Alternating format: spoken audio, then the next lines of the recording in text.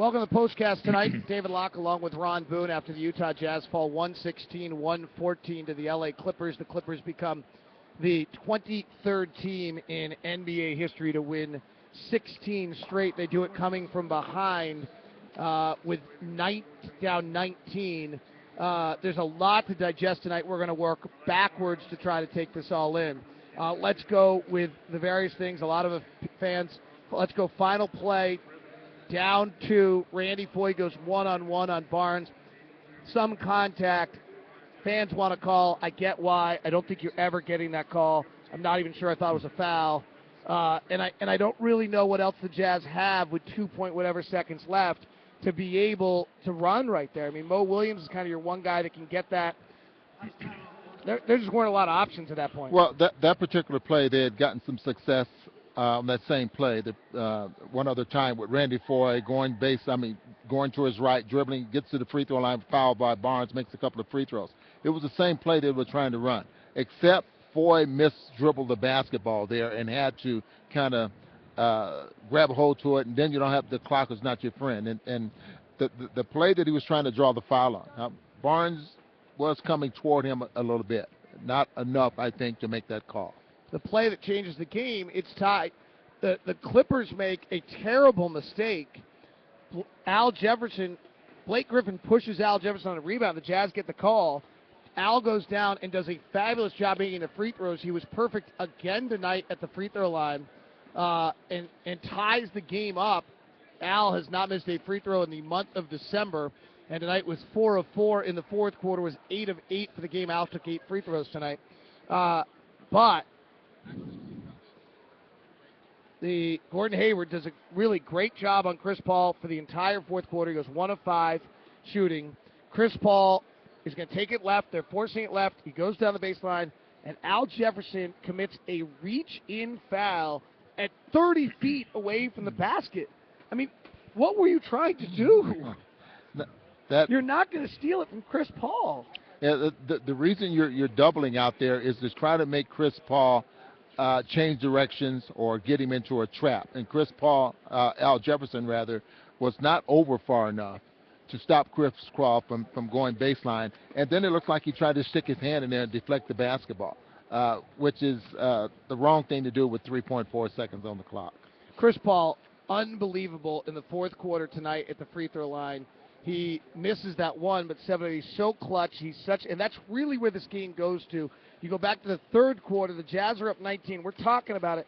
We have Thurl on, and we're saying, can you knock it out right now? Can you? They've got a lot of money in the bank. They got 15 wins in the bank. Are they going to leave it? And I joked that they were leaving a 20 on the curb. They weren't leaving anything small. They were leaving a big bill on the curb.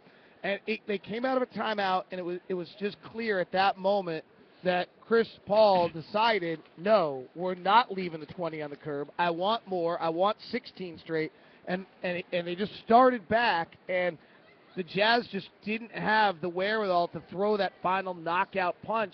It was almost as though Clippers had a standing 8 count. They went back to the corner and discussed whether they wanted to keep going, and they said, yeah, we do. And they came out, and the Jazz just couldn't knock him out. And it was a 4-point game by the time we got to the fourth quarter. Yeah, Chris Paul ended up scoring 13 points there in the third period. A lot of them came from the free throw line, but he was the one that was making things happen out there on the floor. And you expect that. He's a superstar. He's the best point guard in the league. He has that killer instinct in his game, and you expect something like that. But the Jazz end up getting outscored in their quarter, 36-30. Jazz go just 6 of 15 in the fourth quarter. The Clippers are the number 1 defensive team in the fourth quarter all year long. They've held teams to below 40% shooting. The Jazz shoot 40%. There's a lot of ifs, ands, and buts tonight, but the most noticeable one that's going to be talked about again is that this game, the Jazz started dead again. They trailed at the end of the first quarter for the 10th time in 11 games. They trailed at the first substitution. They've only led in 4 of the last 21 games of their first substitution with this starting lineup. And the young guys with Earl Watson, very similar to Orlando, brought them back, changed the game, went from down 8 to up 10 at the half.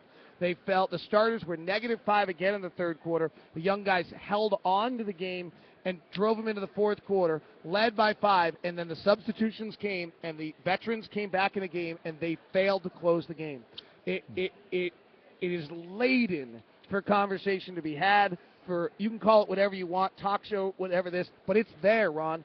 People are not making this up. It is happening before our eyes. It really is, and especially here, using the Clippers as an example. That's 2 ball games where they have, the difference in scoring, 3 points, 2 points tonight, 1 in the previous ball game. But it's been the fourth quarter that's really been the Jazz's demise here. I mean, they just have not been able to close ball games, and it is the starting lineup. I mean, those are the guys that are on the floor in the closing minutes of the basketball game, and they just not have been able to get the job done. Positives tonight, Randy Foye gets going. He has 28 points tonight. He really had it rolling. He couldn't get it going in the fourth quarter. He got the 2 free throws. He had 4 points. He didn't really get much opportunity. They didn't leave him to give him any airspace at all. He really only got 1 shot attempt in that fourth quarter. He got that final shot, which I still actually am not even clear whether that was an official shot attempt at the end of the game. I think he might have been hit late on that shot. But he gets going and has has 28 points tonight. Al Jefferson goes to the free throw line 8 times, has 22. Both those guys came in miserable slumps. Their plus-minus wasn't good, but at least they played better. But the story of the night, I thought, had to be Enes Kanter. I thought Enes Kanter had the best game he's ever had as a Utah Jazz player. 17 points. He had 8 points. Hayward had 17. But it was the best defensive outing I've ever seen out of Enes Kanter tonight. I thought he was just fabulous in the way he played and stood up to Blake and stood up to Jordan and played tonight. The progress out of him tonight was monumental in his second year in the NBA. Doesn't seem to back down from anyone. He likes to bang. He doesn't mind the contact. And I think what you were very impressed with, he had 4 assists tonight in that top last year. He had 8 last year in the whole season. So now he's ahead of last year's pace. But just think about the difference. You talked about the progress. His head is up as he's working the post. It's so different than what it used to be. Yeah, and any time you're on the low block and you're trying to back your man in, you keep your head up to the most part because you want to see where the help is coming from, first of all. And then you know where to pass the basketball. And being able to pass off the dribble is so important for a postman because you like to have a postman that can pass, first of all. But you keep your head up so you can do that, and get the job done. I believe the Jazz have now lost 3 in a row at home and dropped to 1 under 500. I don't know if this is an answerable question, but what's next? Well, they play the Clippers next, and hopefully, and this team, the Clippers are very good at home. They've only lost 3 ball games at home there as well, and they lost those very early. All right, we're watching the replay one more time. There's a push by Jordan on the back of Jefferson, but it has nothing to do with Jefferson reaching. Nothing to do with the play. It's just Al had no business reaching for the basketball. It's one of those. But the thing is that David, is that those fouls seem so like it doesn't have an effect on the game at all, and I think that's where fans get hung up, and I think some coaches there as well. He did reach in there, and there was contact. Well, that's a foul. But it's a foul. There's no question. That's a foul. The problem really is, hey, you know what? The problem really is the Clippers are great. They're on a roll. They were down 19. They didn't want to lay it down. And they put it on, and they found it. We just didn't have the wherewithal to be able to make that final stop. And there'll be a lot of discussion about this one until we go Sunday against the Clippers again in their building, where they will look to win their 17th straight. And there are not a lot of teams in NBA history that have done that. In fact, only 16 teams in NBA history have won 17 straight. And the Clippers now have beaten the Jazz 3 straight. That is the first time since the 1979-80, 81 season. And who was on that team? I wouldn't want to bring that up to anybody. You have a final thought? Well, that was me. I was on that team. You have a final But thought? they were the San Diego Clippers at that time. So does that count? Gwen, Nader, and Randy Smith. Does that count? Is that right? Am I right? You're pretty close. I can't remember that far back. All right, we ended this on a laugh. I think we deserve a medal for that. Yeah. See ya.